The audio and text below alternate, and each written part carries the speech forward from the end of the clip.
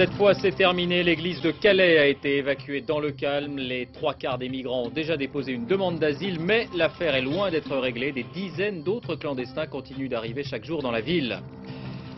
On la redoutait, la tempête est passée sur la France, mais sans faire de dégâts importants. En revanche, au large de l'Espagne, un pétrolier de 240 mètres est à la dérive. On a réussi à le remorquer cet après-midi. Et puis encore un abandon sur la route du Rhum, celui de Tomakoville, le leader. Peut-être un nouveau scandale de santé publique. Selon un rapport d'expertise, des milliers de personnes auraient contracté une maladie grave après la campagne de vaccination contre l'hépatite B. Le lien de causalité n'est pas formellement prouvé, mais l'attitude de l'État est mise en cause dans ce rapport. La France prend la menace terroriste au sérieux, mais il n'y a pas d'éléments précis. Déclaration de Nicolas Sarkozy après la diffusion de la cassette attribuée à Ben Laden. L'enquête de cette édition, quelle est la réalité de la lutte antiterroriste en Arabie Saoudite, montrée du doigt par l'Occident. Enfin, une exclusivité, 4 mois après son retentissant limogeage de Vivendi, il sort du silence. Jean-Marie Messier est notre invité ce soir à l'occasion de la sortie de son livre. Bonsoir et à tout à l'heure. Bonsoir, merci de m'accueillir.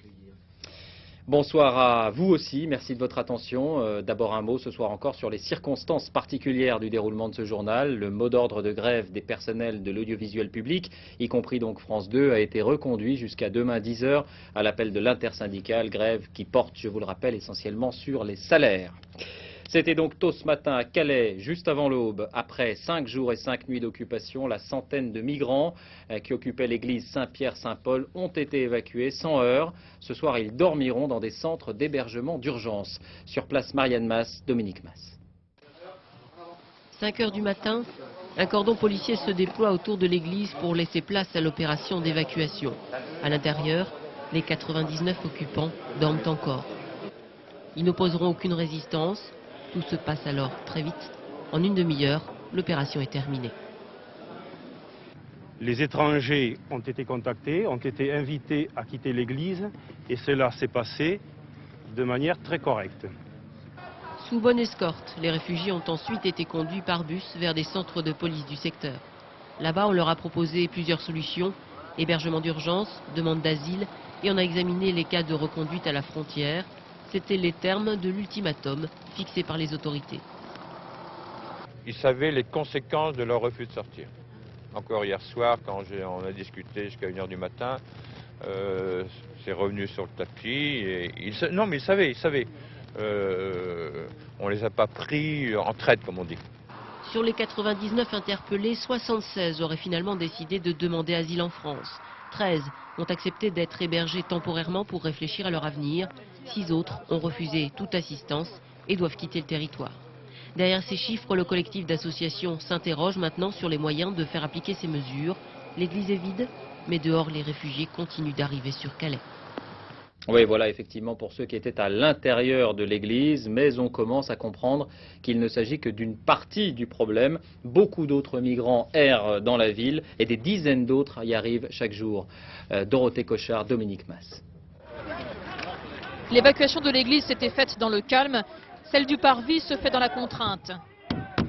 Ces hommes kurdes, pour la plupart, se cognent eux-mêmes la tête. Ils veulent nous montrer qu'ils n'ont pas eu le choix. En à peine un quart d'heure, les CRS ont délogé la quarantaine de clandestins qui embarrassaient le voisinage. Ah, c'était le bouquet final, il était temps que ça en finisse. Hein. Franchement, on n'était même plus chez nous ici. Hein. C'était vraiment, on aurait dit une boîte de nuit. Hein. Hein, bon d'accord, ils ont fait venir les CRS, ils ont embarqué tout le troupeau. Et ça va, pour les mettre où? Ça va recommencer d'un autre côté. Vous avez dit le troupeau? Bah oui, moi j'ai dit le troupeau. D'accord, donc vous les considérez vraiment comme des animaux, il n'y a pas à dire. C'est ce qu'ont fait les CRS tout à l'heure. Une manière qui a également choqué le maire de Calais. Il est clair que ça n'est pas conforme aux engagements qui ont été pris. Et il est clair aussi que dès cet après-midi, je vais intervenir auprès du préfet du Pas-de-Calais pour lui demander de donner consigne à l'ensemble des acteurs sur le terrain de respecter ces engagements, c'est-à-dire un traitement humain permanent pour ceux qui sont dans la rue.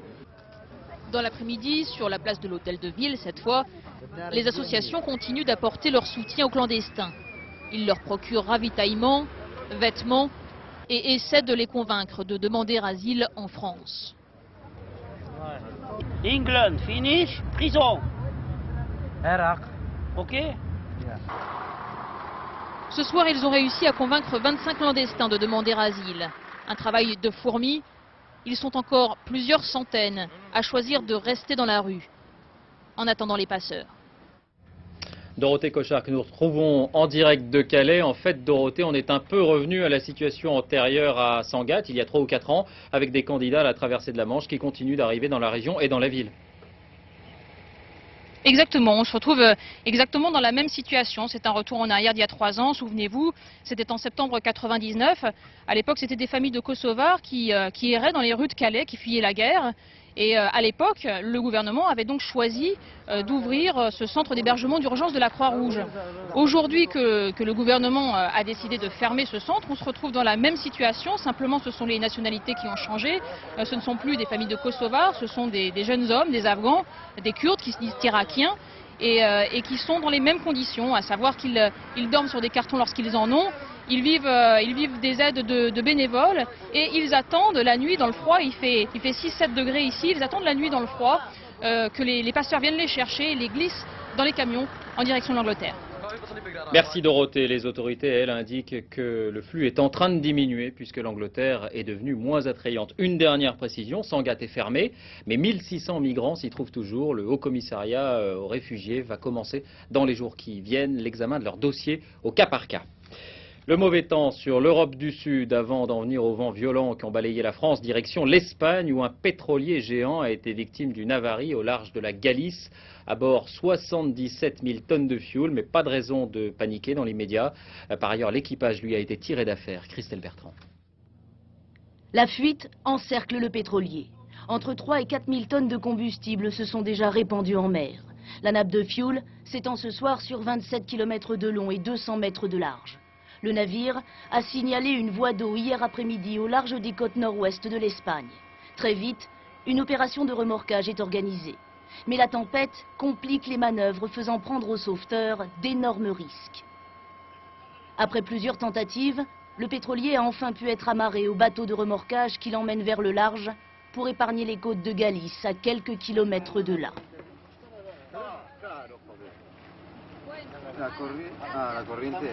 Toute la nuit, les sauveteurs se sont occupés de l'équipage. 24 personnes de nationalité roumaine et philippine ont été élitreillées et rapatriées saines et sauves vers des hôpitaux espagnols. Nous avons eu peur de mourir, dit ce marin. Je suis heureux d'avoir été secouru. À bord du pétrolier, l'enquête a déjà commencé. Le capitaine, son second et le chef des machines ont décidé de ne pas quitter le navire pour accueillir les experts. Les techniciens du ministère des Transports espagnol estiment que le pétrolier a été victime d'une voie d'eau, par usure.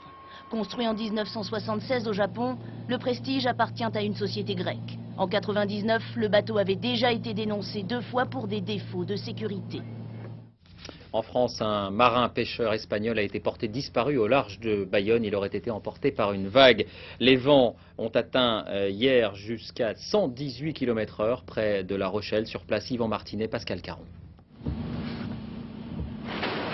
Météo France ne s'était pas trompé. Cette nuit, sur la façade atlantique, la tempête était bien là. À La Rochelle, entre 10h et minuit, le vent a soufflé avec des pointes de 130 km/h. Un spectacle impressionnant et quelques dégâts, des branches d'arrachés, des tuiles envolées ou ce bateau couché par une rafale. Heureusement, les dommages n'ont été que matériels. Ici, la tempête de décembre 99 a marqué les esprits. L'appel à la vigilance a été pris au sérieux. Mais ce matin, au port de pêche de La Rochelle, sur toute l'armada, seuls 4 chalutiers ont appareillé sans véritablement avoir le choix. Comme c'était journée coquille, on est quand même allé à la pêche, puisqu'il faut rentabiliser nos bateaux et gagner un petit peu d'argent, quoi. Au risque de nos vies, ça c'est sûr. Mais bon, c'est comme ça. À chaque fois qu'on ne peut pas sortir, c'est 2 000 à 3 000 francs de perdus, quoi. Mais bon, ça on sait très bien que les hivers, il y a des tempêtes, donc on fait avec, quoi, on n'a pas le choix. Hier, déjà dans le golfe de Gascogne, un marin espagnol a été emporté par une vague. Pourtant, pour les pêcheurs, ce gros coup de vent n'est qu'une mise en condition.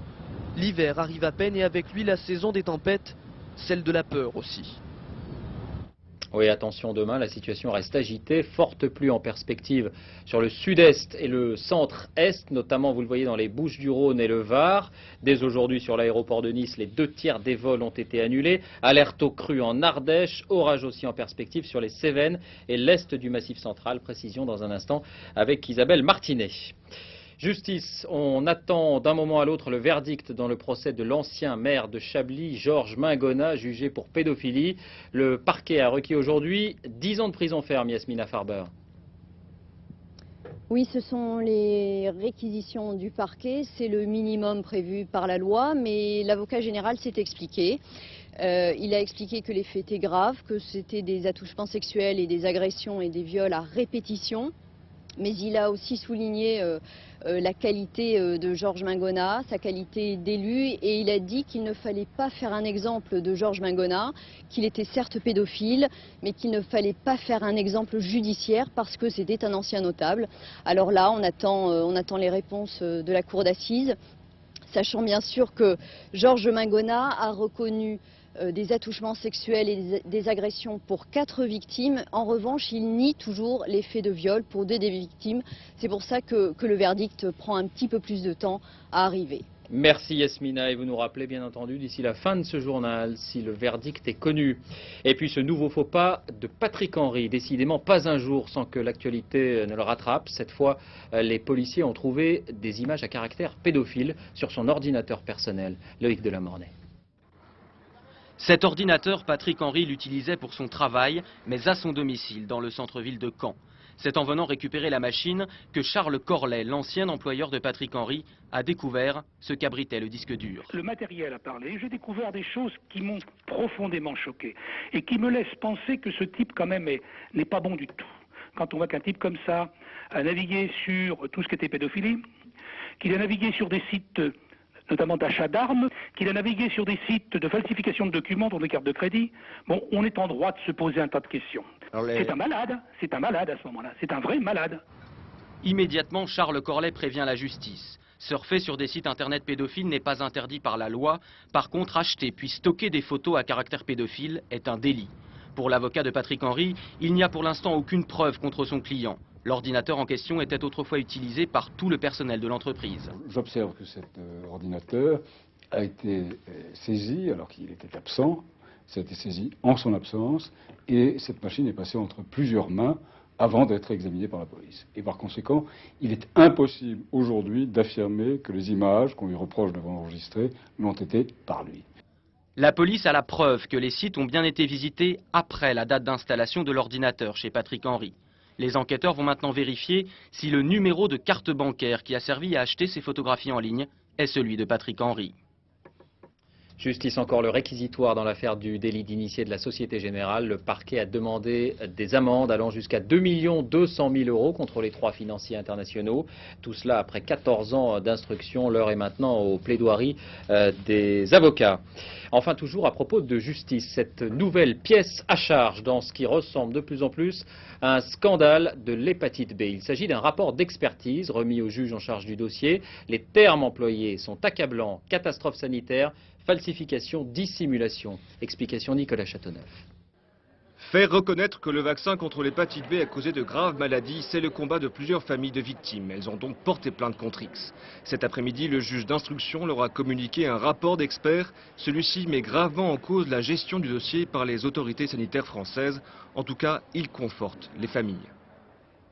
J'ai moi-même connu d'autres cas qui se ressemblaient tous, à qui on avait toujours dit d'ailleurs au départ c'est une vaccination anodine, vous ne risquez rien du tout. Et puis qu'après on a souvent traité de fous en leur disant si vous marchez pas c'est dans votre tête, il faut aller voir un psychiatre. On a voulu protéger en fait, en vaccinant. Vacciner c'est se protéger. Moi on me l'a tué. Et ça, je m'en remettrai jamais. Et il n'y a pas que moi, malheureusement, tous ces gens qui sont avec nous. On n'a pas le droit de perdre des enfants à cause de ça. En 1994, la première grande campagne contre l'hépatite B est lancée par le ministre de la Santé de l'époque, Philippe Douste-Blazy. 25 millions de Français seront vaccinés. Quelques mois plus tard apparaissent des cas de sclérose en plaques. La polémique commence. Aujourd'hui, le rapport pointe du doigt l'attitude de l'État à l'époque. Chiffres minimisés, manque de transparence, complicité avec les laboratoires. Selon lui, les pouvoirs publics auraient fait preuve d'une incroyable négligence. Actuellement, seules les professions de santé ont l'obligation de se faire vacciner. Aucune étude scientifique n'a pour l'instant prouvé ni infirmé le lien entre vaccins et certaines maladies neurologiques. Politique en bref, Christian Blanc, ancien PDG d'Air France, serait sur le point de rejoindre l'UDF. Il envisage d'être candidat centriste à la législative partielle des Yvelines dans les prochaines semaines. L'actualité à l'étranger avec d'abord les suites du feu vert irakien à l'arrivée des inspecteurs en désarmement. On apprend que 6 experts français, dont 5 militaires, feront partie du premier groupe. Mais avant cela, vous le savez, dès lundi, une délégation se rendra sur place pour discuter des conditions matérielles d'inspection. Le moindre blocage côté irakien risque d'avoir des conséquences énormes. Quels sont les risques? Dans quelles conditions vont travailler les inspecteurs? Maryse Burgot. Ces inspecteurs recueillent des fragments de missiles. Ils seront ensuite étudiés en laboratoire. Ces images ont été tournées il y a 4 ans près de Bagdad, quelques mois avant le départ de l'UNSCOM, la commission spéciale de l'ONU sur le désarmement de l'Irak. C'est ce genre de mission qui attend les nouveaux inspecteurs. Ils seront lundi matin à Bagdad, à leur tête Hans Blix, souriant et confiant hier soir dans les couloirs de l'ONU à New York. Le Suédois explique que les progrès techniques ces dernières années vont permettre des inspections plus efficaces. L'Irak cache-t-il des armes prohibées dans ses sites suspects, que ce soit dans les domaines nucléaires, mais aussi chimiques ou biologiques? Ce sont ces questions auxquelles vont devoir répondre les inspecteurs après 4 années d'absence sur le terrain. Il est évident que les capacités de dissimulation existent. L'Irak les a utilisées dans le passé. Beaucoup disent que l'Irak a appris, bien évidemment, mais nous avons appris aussi. Le nouveau régime d'inspection sera beaucoup plus coercitif que l'ancien. Les inspecteurs sont censés avertir l'ONU dès que les Irakiens se montreront peu enclins à collaborer. Et puis après l'Irak, après la Turquie, c'est décidément toute la région qui semble rentrer dans une période d'incertitude, puisqu'en Iran, le vieil affrontement entre les mollahs et les réformateurs devient très vif. Depuis plusieurs jours, les étudiants sont dans la rue. Ils protestent contre la condamnation à mort d'un intellectuel proche des réformateurs, Jean-Marc Ilouz. Voilà près d'une semaine que l'université gronde de nouveau en Iran contre l'arbitraire religieux. La justice vient de condamner à mort pour insulte au prophète leur professeur ou collègue Hachem Agajari. Son crime, avoir estimé que l'islam iranien n'avait pas besoin de pape ou d'un modèle religieux, je cite, à singer. Une mise en cause directe de la suprématie religieuse et politique exercée par le guide suprême Ali Khamenei, chef des conservateurs religieux. La Constitution le place au-dessus d'un parlement et d'un président élu, et la majorité réformiste de Mohamed Khatami est condamnée à l'immobilisme. Mais si cette fois-ci, la police n'a pas, comme il y a 3 ans, utilisé la force dans l'enceinte de l'université de Téhéran, c'est que les protestations touchent même les rangs des conservateurs. Hachem Agajari, héros de la guerre Iran-Irak et combattant de la première heure de la révolution islamique, n'est pas un laïc, mais un musulman moderniste. Sur les campus, les déçus du réformiste ont salué son courage. Ils venaient d'apprendre que le condamné refusait de faire appel et que cette fois le président Khatami n'avait pas caché son désaveu de la décision judiciaire. Les manifestations devraient reprendre ce week-end. En bref, l'image qui a horrifié l'Australie, celle du présumé responsable de l'attentat de Bali, l'Indonésien Amrozi. Ce qui a choqué, vous le voyez, c'est sa décontraction. L'homme a souri aux caméras, plaisanté avec les journalistes alors qu'il était convoqué pour un entretien avec le chef de la police indonésienne. L'attentat, rappelons-le, a fait plus de 190 morts, pour moitié australiens. En France, après la diffusion de la cassette attribuée à Ben Laden, Nicolas Sarkozy annonce que la menace est prise très au sérieux, même s'il n'y a pas d'éléments précis. Et à propos de lutte antiterroriste, nous allons en Arabie Saoudite, pays montré du doigt après le 11 septembre. 15 des 19 kamikazes en étaient originaires. Riyad est accusé de laxisme, voire de connivence avec les réseaux Ben Laden. C'est un pays interdit. Eh bien, l'une de nos équipes a pu y passer plusieurs jours. Et pour la première fois, vous allez l'entendre, les autorités reconnaissent que les les prisons abritent des membres d'Al-Qaïda. Mais tout cela reste très secret. C'est l'enquête de cette édition. Elle est signée Bernard Lebrun. Nuit et jour, elle travaille. C'est ici qu'est dirigée la lutte contre Al-Qaïda, centre d'interrogatoire et d'investigation, dans lequel aucun policier étranger n'a jamais été admis. Elle, la soucoupe volante, le ministère de l'Intérieur, État dans l'État inaccessible, au ministre invisible, les princes Naïef père et fils, numéro 4 du pays après leur roi. Nous aurions voulu savoir qui étaient les 15 Saoudiens sur les 19 kamikazes du 11 septembre, leur région, leurs origines sociales, la nature de leur bourse d'études à l'étranger. Aucun intérêt, dit-on à Riyad, c'est du passé. Seul semble importer aujourd'hui de souligner l'intense activité de la police et des services.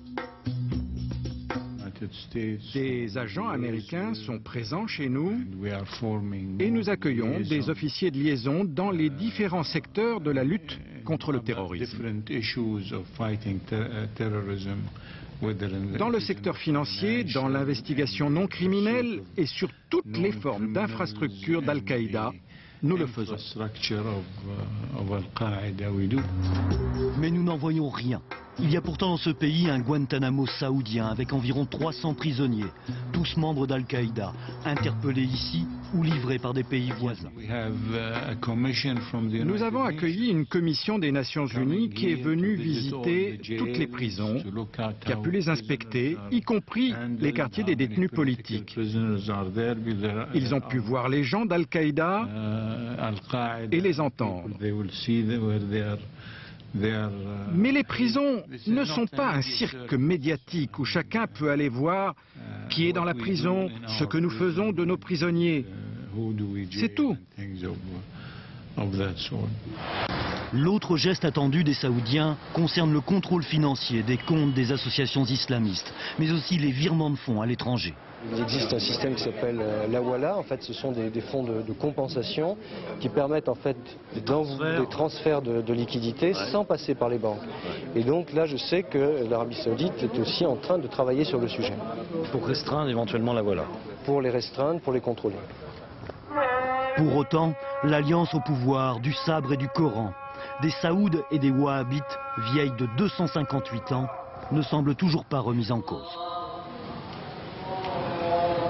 Sans doute parce qu'ici, plus qu'ailleurs, l'on redoute les réactions d'une partie de la population saoudienne acquise aux fondamentalistes. Et que c'est ici, bien sûr, que l'on a la charge du maintien de l'ordre dans ce pays.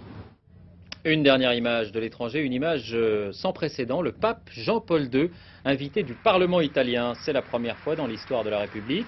45 minutes de discours. Le Saint-Père a précisément évoqué le terrorisme, dénonçant une totale déformation de la religion. Il a aussi réitéré son appel en faveur de l'intégration des principes chrétiens dans la future Constitution européenne. Jean-Paul II a été ovationné. Santé, c'est aujourd'hui la journée mondiale contre le diabète, une maladie de civilisation, trop de sucre dans le sang, et l'OMS dresse à cette occasion un constat accablant, puisque l'Organisation mondiale pour la santé parle carrément d'épidémie, alors qu'il ne s'agit pas d'un virus. En France, 150 000 personnes sont concernées, dont 4 000 enfants et adolescents. Exemple avec Margot, 13 ans, reportage Isabelle Quintard. C'est le premier geste du matin. Avant d'aller à l'école, avant même de déjeuner, une première injection d'insuline. Il y a un an, Margot le faisait pour la première fois. Ma mère et ma grand-mère étaient sorties et elles rentraient pas. Et comme elles arrivaient toujours pas, je me disais mais ça va pas, faut que je fasse moi-même. Et puis je l'ai fait au bout d'une heure, donc j'étais un peu en retard, mais bon, j'étais très contente. Parce que c'était déjà ça d'accompli. C'est une étape importante. Margot est diabétique depuis l'âge de 3 ans et demi.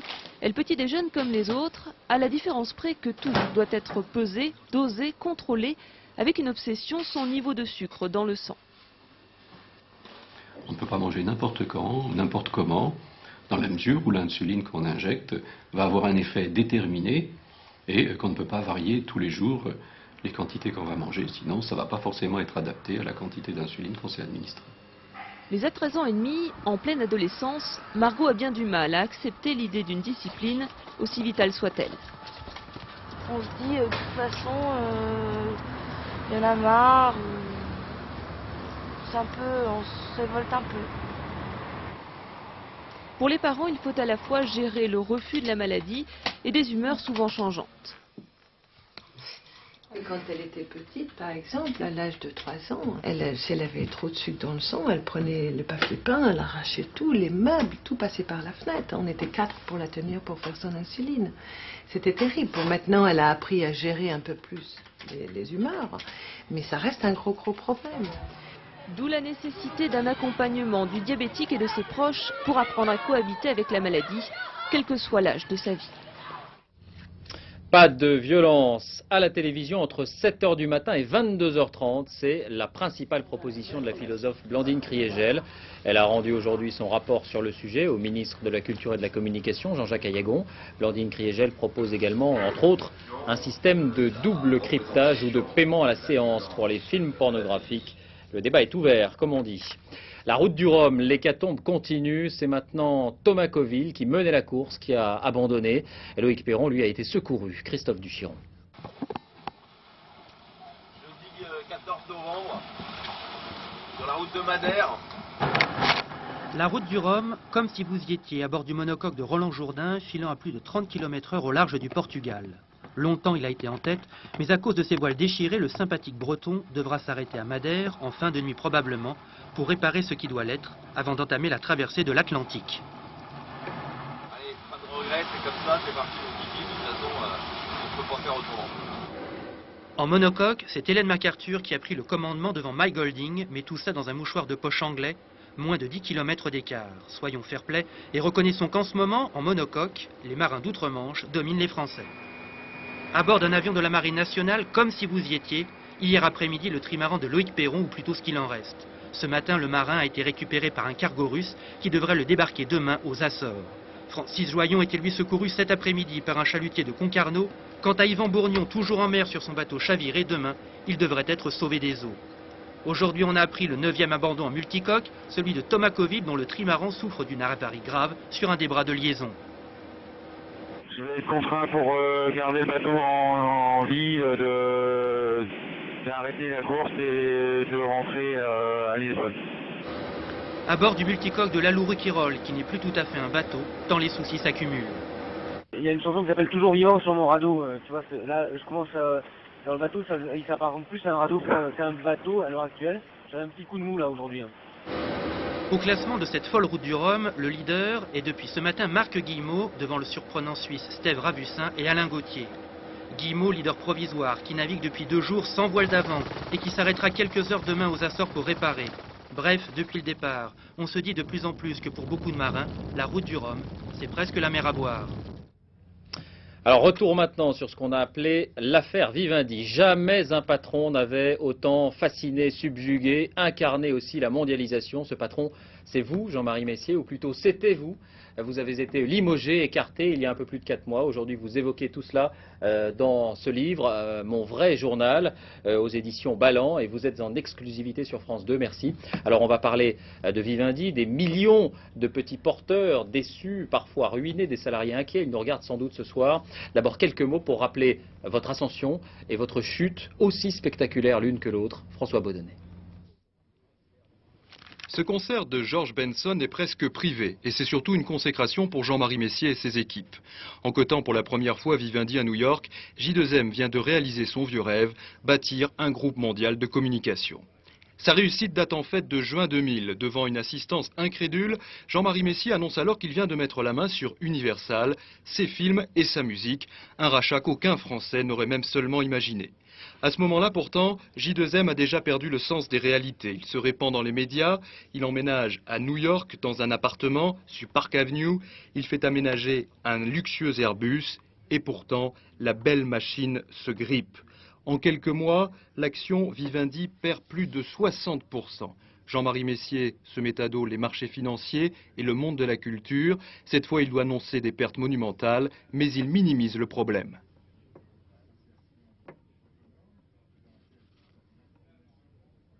Ensuite, ce sera le limogeage de Pierre Lescure et la révolte des salariés de Canal+. Jean-Marie Messier en avait sous-estimé la force. Début juillet, il finit par céder enfin à la pression et c'est les larmes aux yeux qu'il quitte Vivendi au bord du gouffre. Il laisse aussi une question, pourquoi le conseil d'administration ne l'a-t-il pas freiné dans ses dérives ?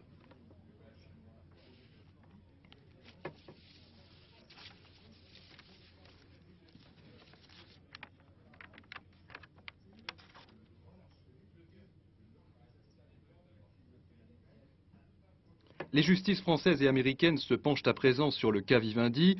Une information judiciaire est ouverte par le parquet de Paris pour publication de faux bilans et diffusion d'informations trompeuses. Un gros dossier confié à 3 juges d'instruction. Voilà, nos excuses pour ces petits incidents. On n'a pas vraiment entendu les interlocuteurs représentant des petits actionnaires ou vous-même qui vous exprimiez. Olivier Mazerolle nous a rejoint pour cette interview. Alors Jean-Marie Messier, dans ce livre, bon, vous dites que j'ai été victime d'une traque. Vous reconnaissez aussi des erreurs. On va en parler, mais d'abord un mot de vous. Quand on passe du statut de patron d'une des plus grosses entreprises françaises et mondiales aussi, et que du jour au lendemain, on n'est presque plus rien, comment l'avez-vous ressenti? Vous avez été meurtri, blessé, ou vous dites c'est le jeu, j'ai joué, j'ai perdu?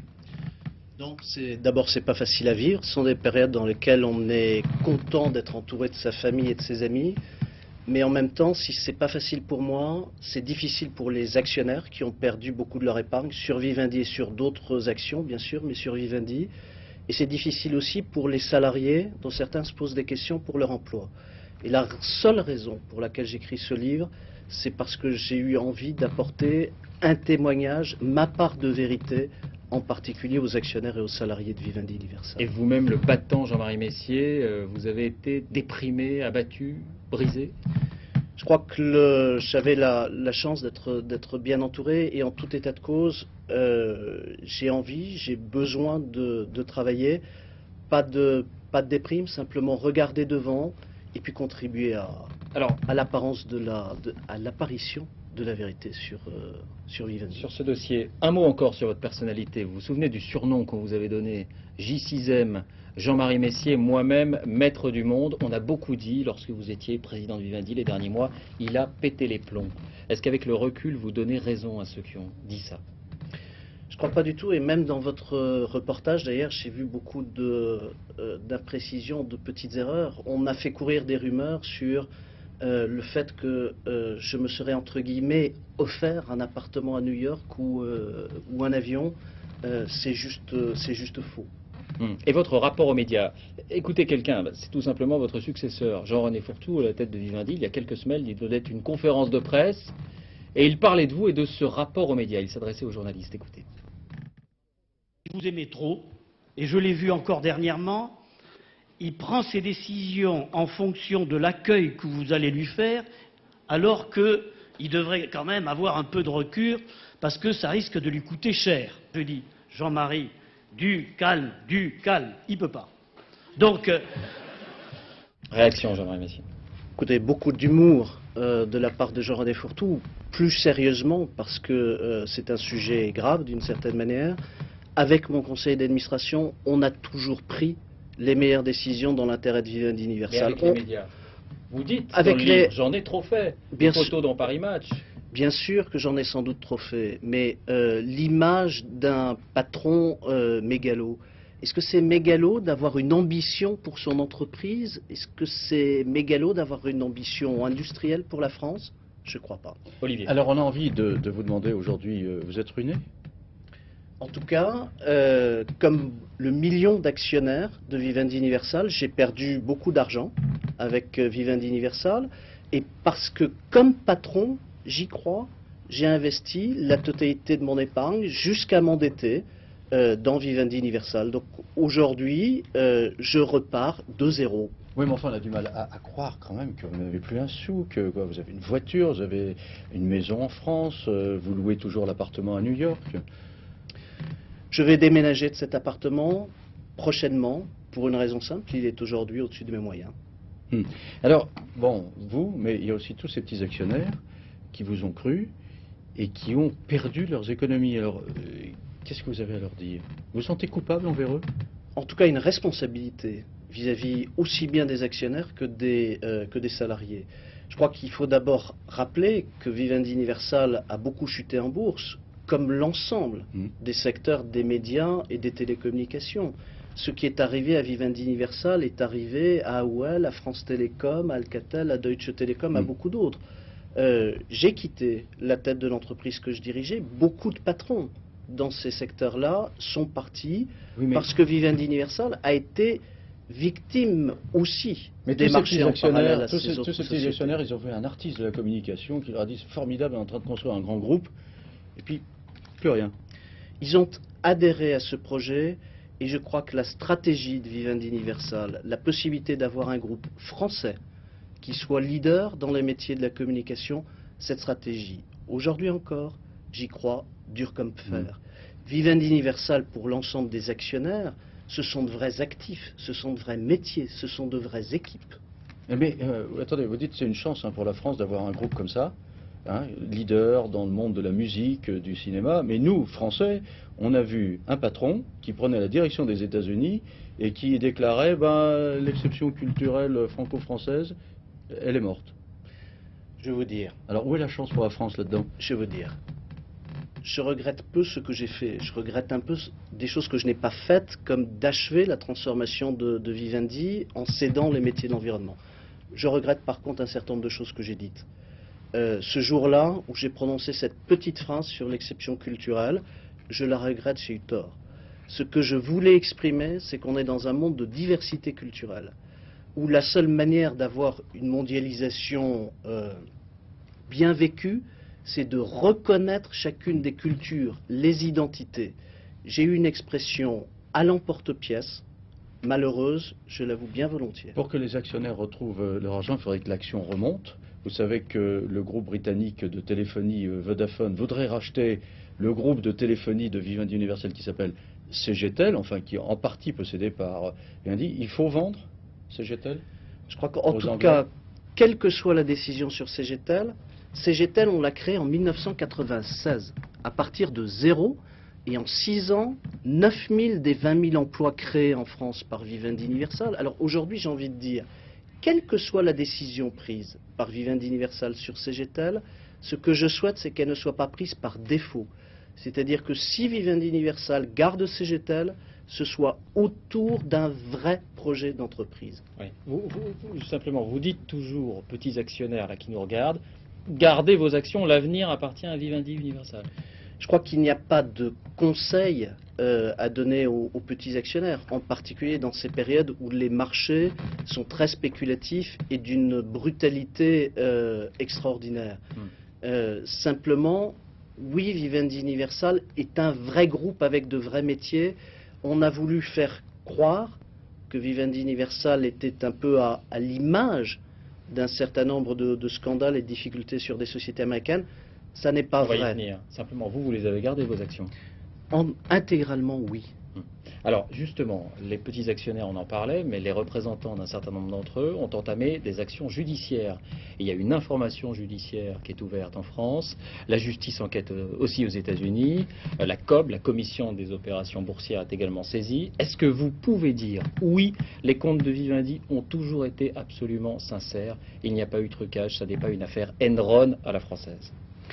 Oui, et je voudrais le faire de manière particulièrement solennelle, parce que quand on est, tout est nickel. Patron, les instructions judiciaires, dont je rappelle qu'elles sont, ce sont des plaintes contre X, c'est jamais quelque chose de très agréable. Ça fait partie de la responsabilité d'un patron et d'administrateur que de devoir s'expliquer, y compris devant des juges, et il faut leur laisser faire leur métier. Vous êtes prêt à le faire, vous irez?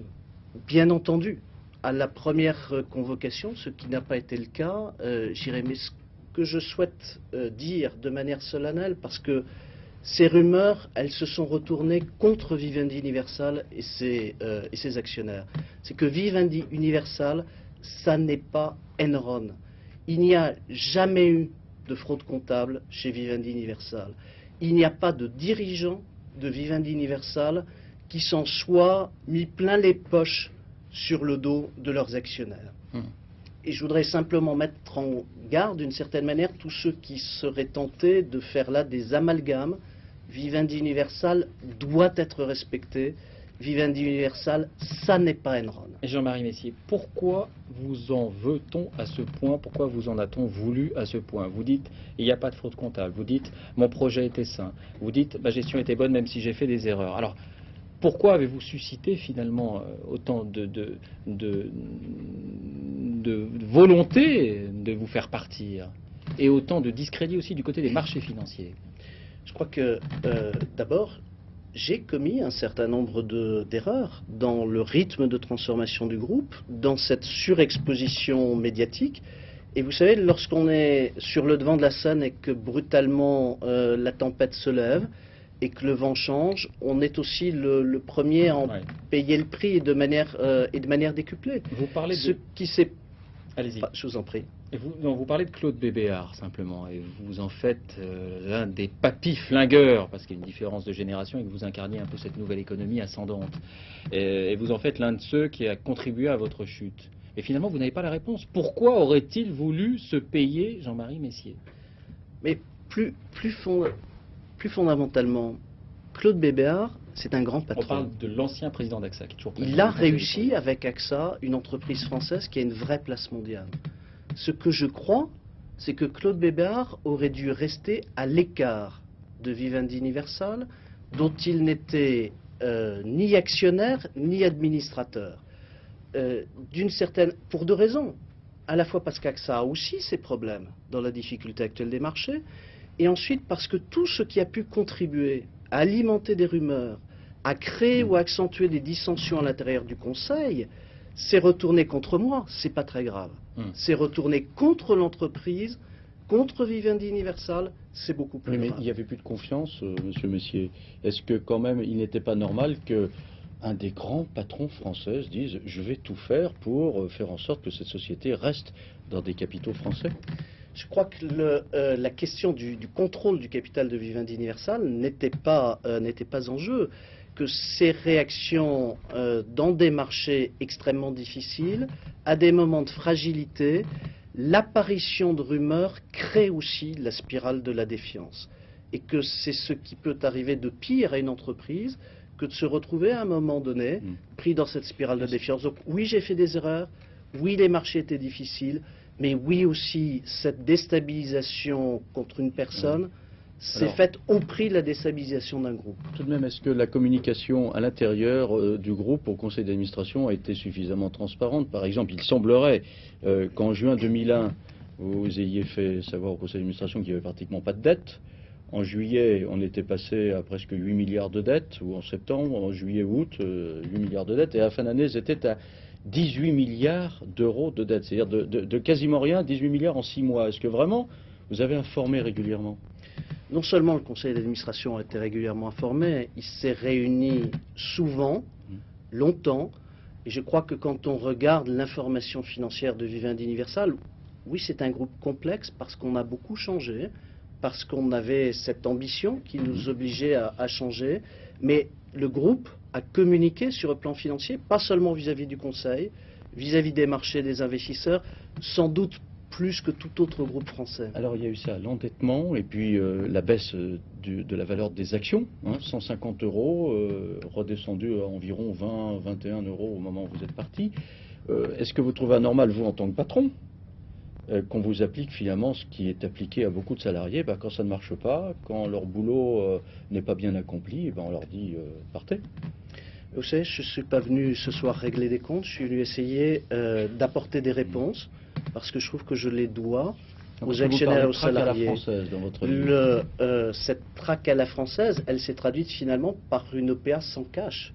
C'est-à-dire qu'on a fait changer le contrôle du groupe sans faire d'offre aux actionnaires.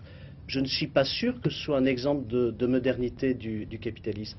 Mais la décision personnelle que j'ai prise le 1er juillet, de quitter un groupe que je dirigeais depuis 6 ans, pour lequel j'avais envie de continuer à me battre, c'était effectivement parce que j'estimais que rester à la tête du groupe pouvait nuire au groupe, à ses actionnaires, à ses salariés. C'est une décision qu'il fallait que je prenne, je l'ai prise. Ce capitalisme moderne, vous le dénoncez presque dans votre livre en disant aujourd'hui c'est quand même quelque chose d'extraordinaire. La bourse, au lieu de regarder ce que fabrique une entreprise, quelle est sa valeur réelle, elle se fie sur les rumeurs, sur la communication. Mais vous-même, vous avez été l'acteur de ce capitalisme-là.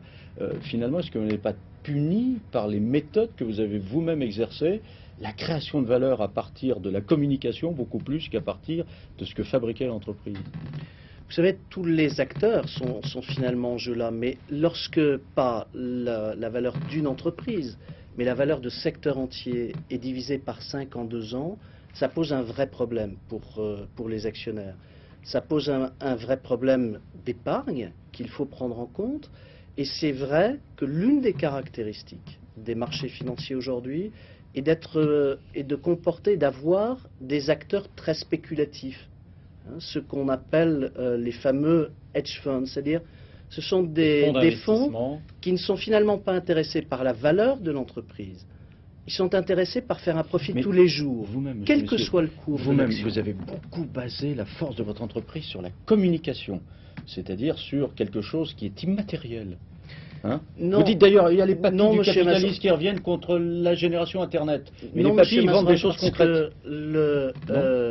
Non, parce que bien sûr, il y a la communication et je crois qu'elle était complète, sincère.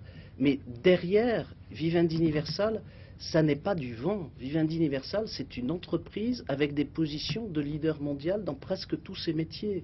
La musique, le cinéma, la télévision, l'édition, les télécommunications au travers de CGTEL.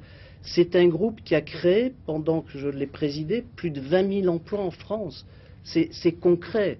La valeur de Vivendi Universal, elle dépend bien sûr, comme les autres entreprises, de l'état du marché, mais elle est basée sur une réalité forte. Dernière chose, parce qu'on va s'arrêter là, Jean-Marie Messier. Aujourd'hui, vous êtes redevenu alors quoi, un artisan en quelque sorte. Vous avez monté une entreprise, vous en êtes l'unique salarié, et vous allez faire précisément ce travail d'investissement en créant un fonds. Je repars de zéro, certainement pas pour avoir une activité de type spéculatif, mais au contraire, pour essayer d'apporter un certain nombre de conseils, que ce soit à des entreprises ou à un certain nombre de fonds d'investissement de long terme, pas sur des joueurs spéculatifs sur le marché. Et c'est vrai, je repars de zéro, je crée une entreprise, je cherche aux États-Unis et en France. Et en France, on a dit, Messier, on a dit que je partais m'exiler aux États-Unis. Vous revenez. Pardon, je suis allé aux États-Unis parce que je pensais que c'était nécessaire pour diriger, intégrer le groupe.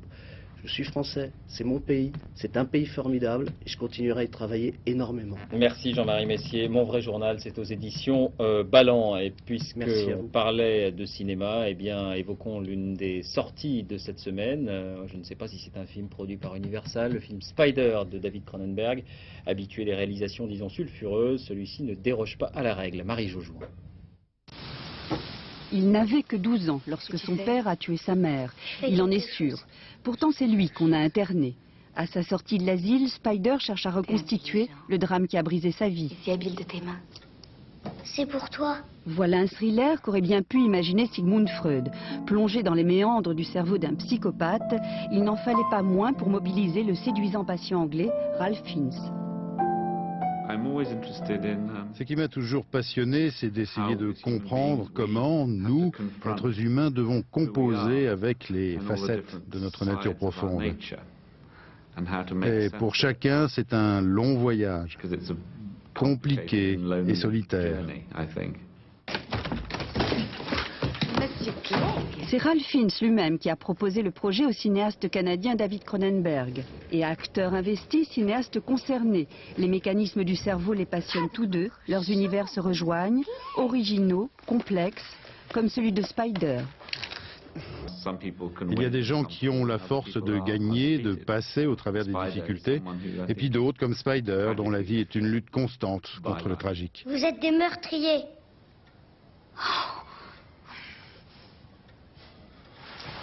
Très bien. Viens un peu à la cave. Je vais m'occuper de toi. J'en ai plus qu'assez. Méconnaissable, Ralph Fiennes s'approprie les psychoses du schizophrène, un rôle à risque. Ne t'avise pas de remettre les pieds ici.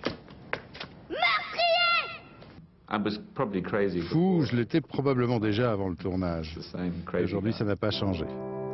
Au-delà de l'apparence, Spider l'araignée se révèle humain, universel, touchant.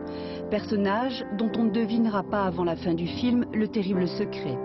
Et c'est tout l'art de Cronenberg, utiliser la métaphore jusqu'à nous prendre dans sa toile. Et ça n'est pas un film Universal. 2 mots encore pour vous dire que le prix France Télévisions du roman a été attribué à Jean-Pierre Milovanov pour Mélancolie des Innocents chez Grasset. Grasset qui rafle un 6 d'ailleurs, son 4e prix de l'année. Et puis la journée de parrainage de Reporters sans frontières. Depuis 13 ans, l'association invite les réactions du monde entier à parrainer un journaliste emprisonné. Ils sont 110 à ce jour. Le filleul de France 2, le voici, il est chinois, il s'appelle Gao Qinrong, il a 48 ans. Il est emprisonné près de Pékin depuis 4 ans. Nous avons aujourd'hui une pensée pour lui. Fin de cette édition, merci de l'avoir suivi. À suivre la météo Isabelle Martinet, point route Valérie Maurice, l'info sur France 2, 21h, envoyé spécial, Guylaine Chenu, au sommaire notamment le sida en Chine, des images inédites, et puis les enfants tyrans qui martyrisent leurs parents. Un dernier journal, minuit 40, Laurence Piquet, on se quitte avec ces images de patinage artistique. C'est ce soir l'ouverture du trophée Lalique à Paris-Bercy, avec la danse sur glace. Les Français Isabelle Delobel et Olivier Schoenfelder vont tenter de faire aussi bien que Gwendal Pesra et Marina Anissina, champion olympique 2002, à suivre sur France Télévisions. À lundi.